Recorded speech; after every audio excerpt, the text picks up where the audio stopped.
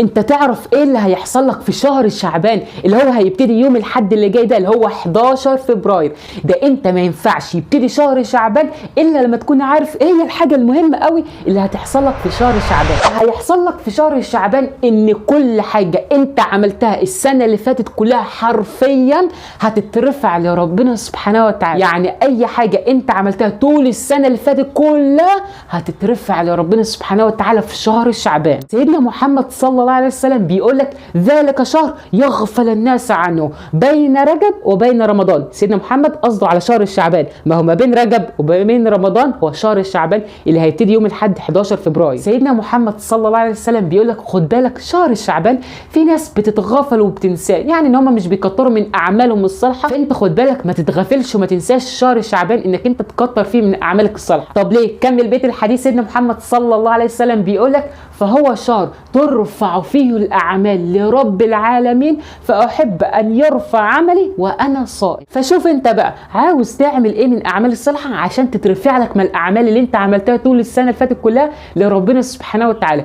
وحاول بجد على قد ما تقدر انك انت تكتر من اعمالك الصالحه عشان لما تترفع لك لربنا سبحانه وتعالى، فلو في ذنوب انت عملتها طول السنه اللي فاتت كلها فتكون الاعمال الصالحه اللي انت عملتها في شهر شعبان دي تكون اقوى سبب ان ربنا سبحانه وتعالى اصلا يغفر لك كل الذنوب دي وكمان يبدلها لك لحسنات. تسمح لي اقترح عليك اعمال صالحه سهله انك انت تعملها بس اجرها عظيم جدا جدا تعملها يعني في شهر شعبان؟ اول حاجه انك انت تقرا قران. حاول على قد ما تقدر انك انت طول شهر شعبان انك انت تخلي عندك ورد قران تقراه في يومك 5 ايات صفحه اللي تقدر عليه، المهم انك انت تقرا قران. تاني عمل صالح هو حرفيا من اعظم العبادات ومن اعظم الاعمال الصالحه عند ربنا سبحانه وتعالى، وهو انك انت تصلي ركعتين قيام الليل. حاول بجد على قد ما تقدر طول شهر شعبان انك انت تيجي من فتره من بعد صلاه العشاء لغايه قبل اذان الفجر انك انت تحاول في الفتره دي انك انت تصلي قيام الليل حتى لو ركعتين، حلوين جدا جدا جدا. ثالث عمل صالح وده من اكتر الاعمال اللي كان بيعملها سيدنا محمد صلى الله عليه وسلم في شهر شعبان